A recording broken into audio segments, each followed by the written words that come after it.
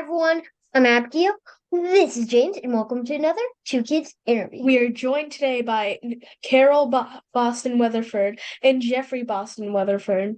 Ms. Weatherford has written over 6 books, including many about iconic Americans like Harriet Tubman, Billie Holiday, Jesse Owens, and Dr. Martin Luther King Jr. She won a Newbery honor for the book box. Henry Brown mails himself to freedom. And a Coretta Scott King Award for the book Unspeakable. Together, the Weatherfords have created a number of books, including the award-winning You Can Fly. Thank you so much for being with us today. You're welcome. We're glad to be here. Yes, absolutely. Our pleasure. Let's start with talking about your newest book, Pin Rooted in Hope, which is told in verse.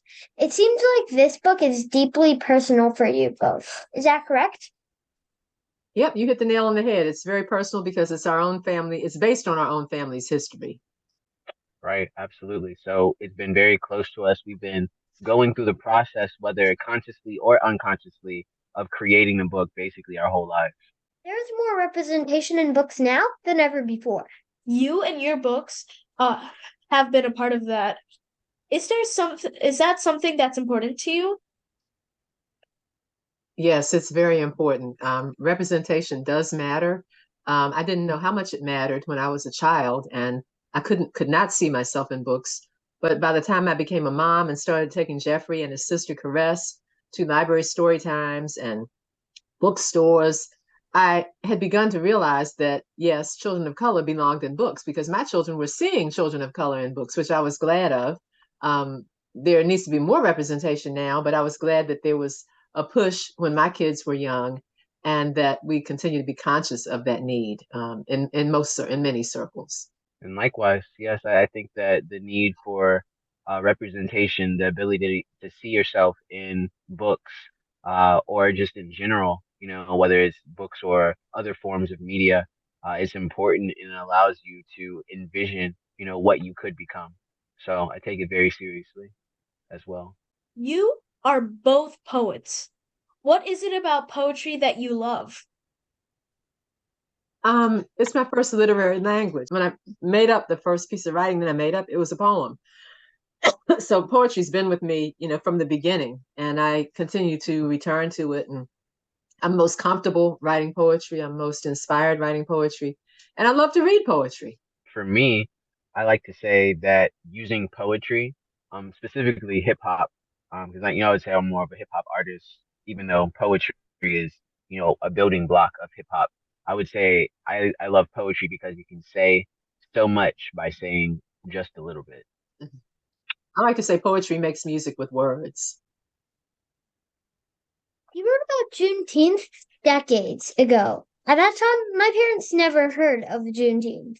We have. We learned about it. How much pride do you take on helping educate people about that, and that kids now know about it, and that it's now a federal holiday?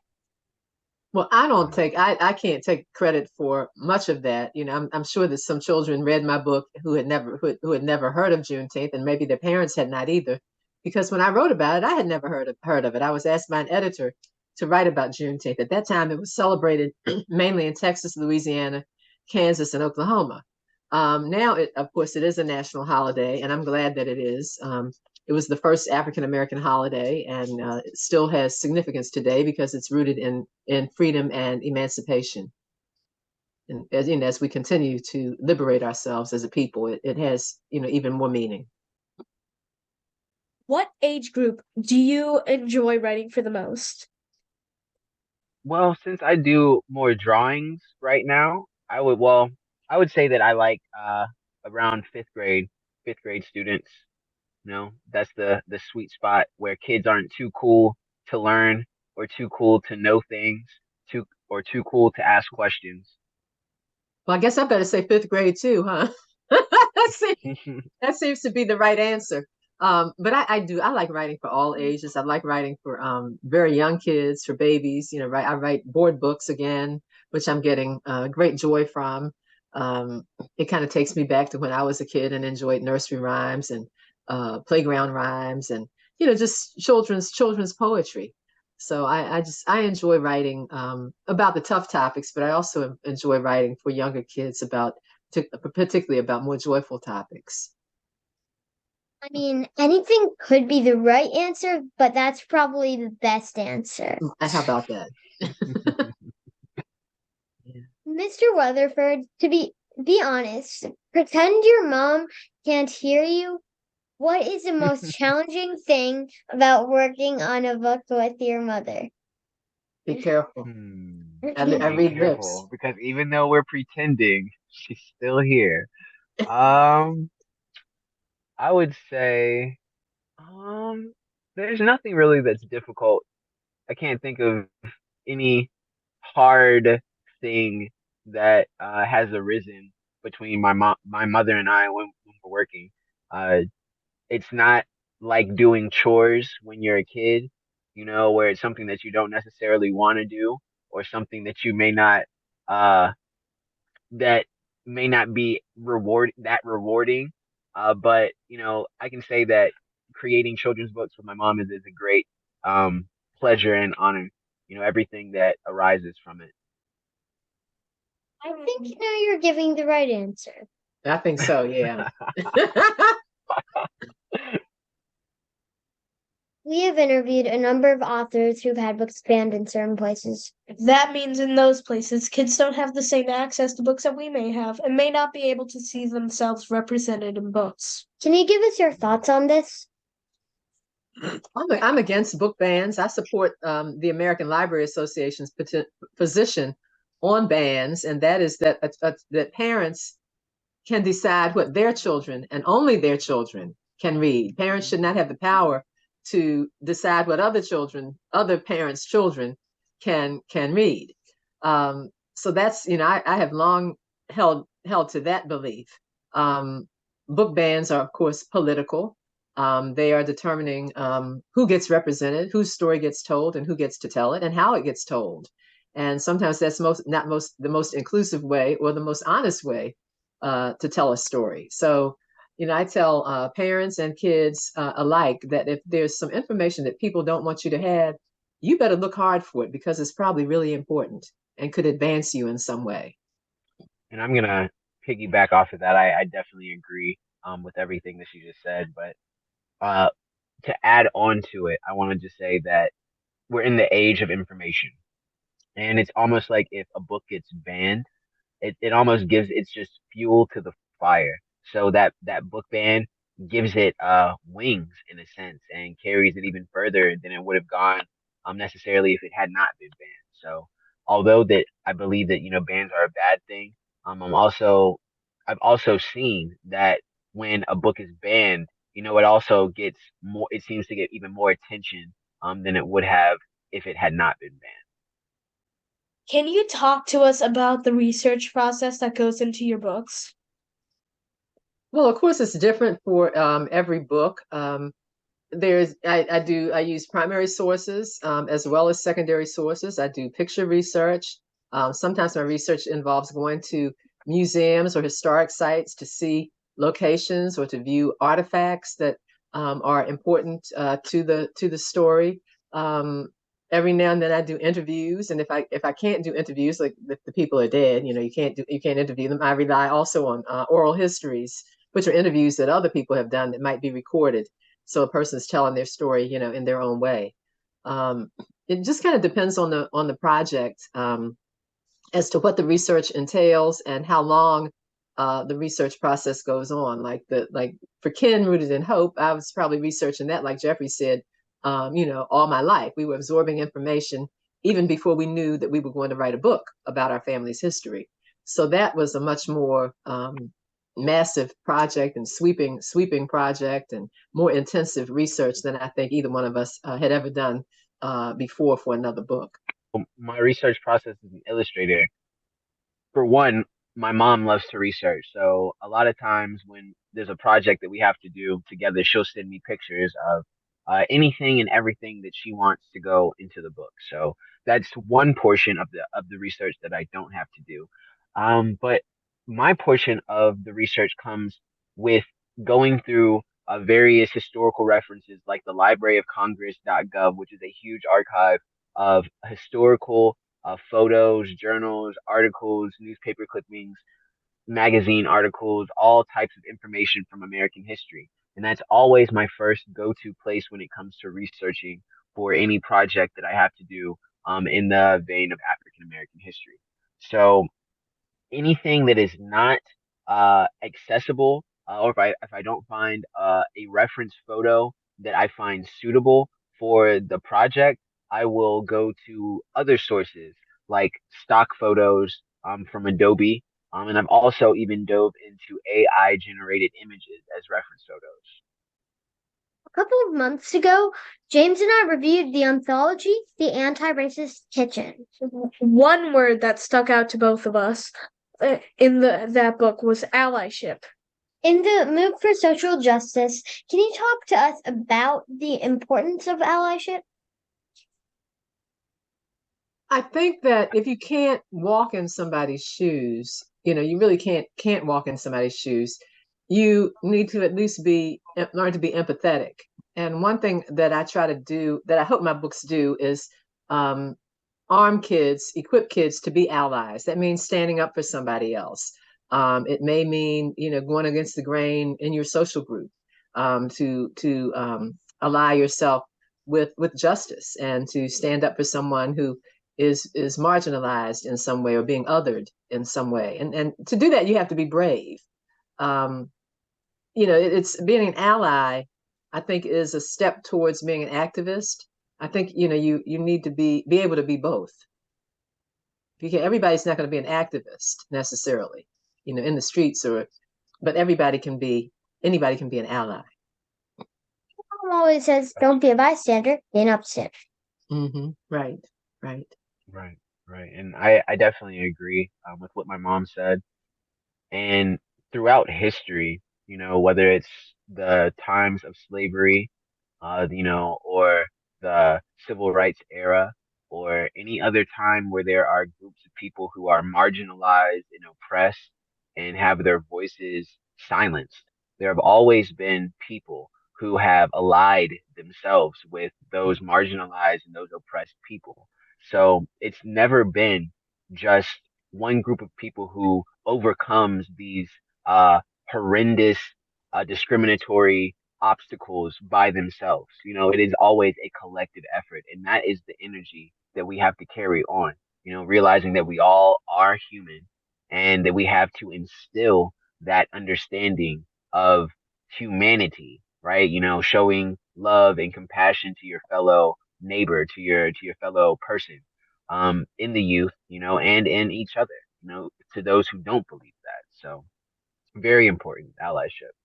Yeah. And if we look at the movements now, the anti-violence movement or anti-gun movement, the Black Lives Matter movement, we see that kids seem to have a lot more. They're taking a lot more initiative to be allies. They feel a lot freer to be allies, and support the humanitarian movement of others, so to speak, because we're all one people, really.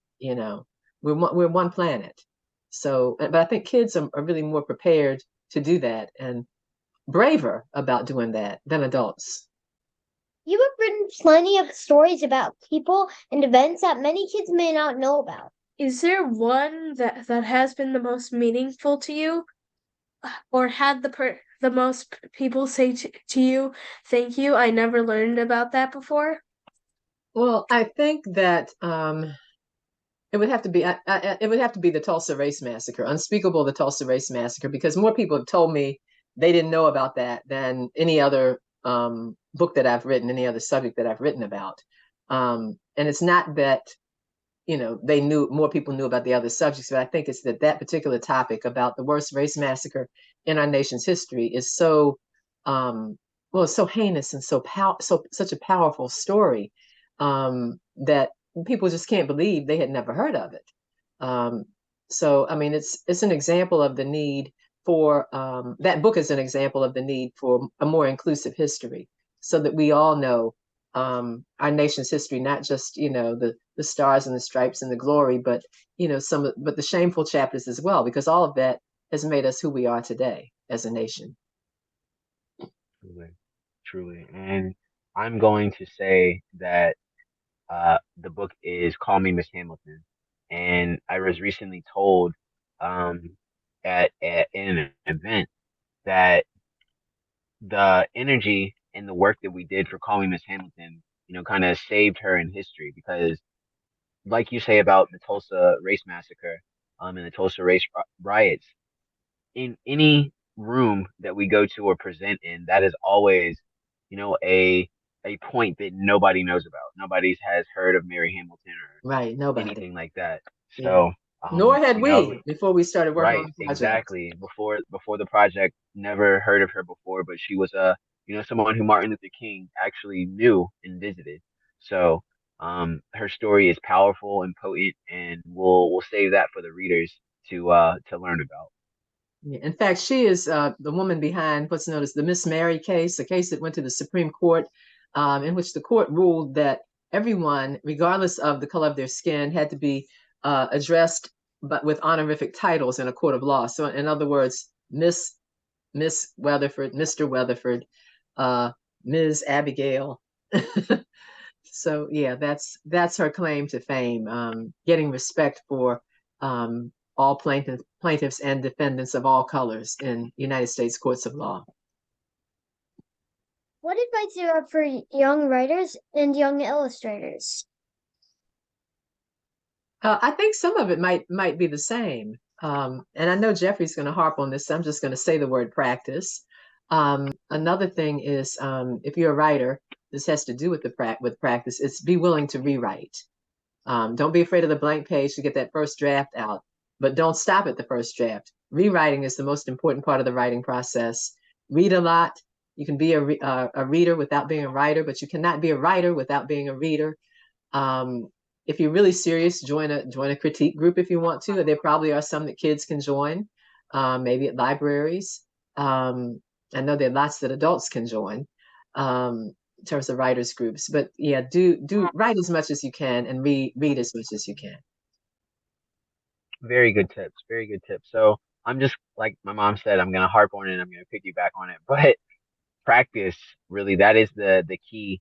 I know that everybody might not want to grow up to be an illustrator or an author, but there's something that every kid everywhere aspires to be. And they say when I grow up, I want to be a blank. And the bridge to building that dream, right, is laid in practice.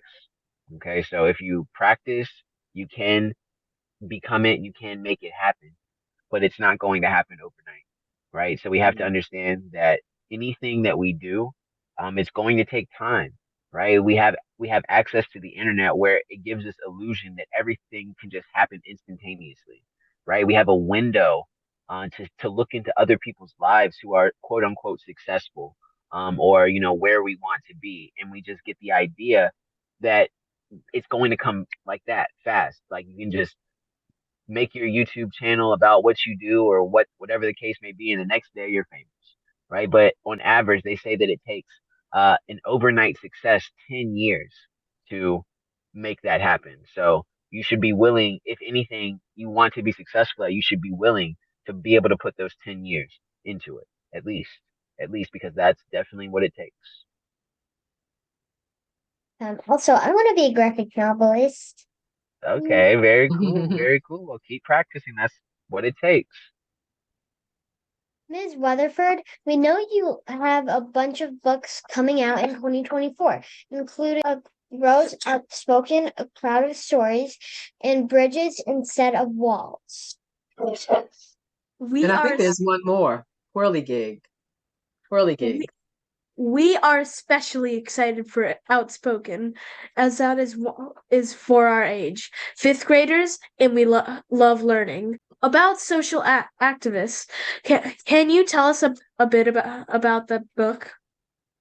Outspoken is, I think the subtitle is Paul Robeson, Ahead of His Time, a one-man show. So it's written in Paul Robeson's voice, telling his life story. It incorporates some of the songs or song titles that he sang, and it just chronicles his development from a boy who loved acting and who played sports, who went to law school, who excelled at academics as well as sports, and who decided he wasn't going to practice law. He was going to uh, be an entertainer. He was going to be an actor and a singer, and that career took him around the world. Um, it he was a humanitarian as well as a civil rights activist, and he sacrificed quite a bit for his views, his beliefs, and his conviction. He was blacklisted during the Red Scare of the 1950s. And he did emerge from that, but he kind of was never the same. So it's a story about a man who really was ahead of his time, and in terms of his views, and also perhaps in terms of the sacrifices that he was willing to make for his convictions. Illustrated by Eric Velasquez, I should say. Can you both tell us about projects you are working on now? The main project that I've been working on this year is a book about MC Escher, who happens to be my favorite who happened to be my favorite illustrator as a child. So he's known as the master of optical illusions, and it is another work in Scratchboard. So that will hopefully be coming out next year, if not 2025. And I'm also, well, I've my first authored title, Wrap It Up, is a book about hip hop. So a book about a kid who teaches other kids how to rap. Okay, and yeah, the Escher book. We're both excited about that. I haven't seen the illustrations yet, but Escher was kind of he saw things differently, and so that interests me quite a bit. And then I've got one of the projects that I worked on recently that I don't think has been announced yet, and it's not coming out this year. But it's a book about jellyfish, so it's kind of a departure for me. It's a STEM book. Finally, it's time for our Turbo 10. 10 rapid fire questions. Are you ready? Ready. Ready. Number 1, what's your favorite phrase to use? I'd say, Lord have mercy. That's something my grandmother used to say. I'd say do it. What is one subject you'd love to learn more about? Well, I'd like to know how to speak a foreign language. I'll just say that. I would say chemistry. I always see the cool experiments on YouTube, and I want to be able to do those things too. Number 3, what's your go-to snack food? Oh, dark chocolate with hazelnuts. Right now, I would say apple pie puffs. Number 4, what was your favorite book growing up? I had a lot of favorites, but I'll say The Learning Tree by Gordon Parks. So I would say The Animorphs, which was like a book series. Number 5, if you could teleport somewhere right now, where would you go? To an island where it's warm. I was about to say something similar. Someplace warm, any place where the sun is shining, very bright. Number 6, if you could have one superpower, what would it be? How about to heal people? That's righteous. It's a righteous power. I was going to say something like telekinesis. When you're in the middle of doing your telekinesis and it fails you and you like fall down or something to find yourself back in reality, I'll heal you. When I stub my big toe. Yeah. Right. That's right. Good. Right Telekineting. Yeah. Number 7, what was your favorite cartoon as a kid? I think maybe Tom and Jerry. Wow, Tom and Jerry, a classic. I would say Dragon Ball Z. That was my favorite. Number 8, what is your favorite rainy day activity? Listening to jazz. I would say playing video games. Number 9, if you could have any 3 dinner guests, who would they be? I would say John Michel Basquiat. It's hard. Gil Scott Heron, and I think I'm gonna have to go with Nelson Mandela. Will be my third dinner guest. So Billie Holiday, Mm. yeah, Jimi Hendrix and Janis Joplin. God, that would be a messy dinner.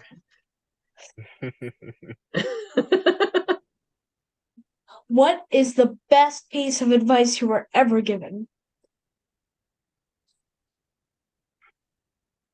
Go back to school. It will pay off. Good advice. I would say, as an artist, the best advice that I was given was to focus on life as I'm drawing it, not on my paper. You were both awesome. Thank you so much for doing that. And Thank you.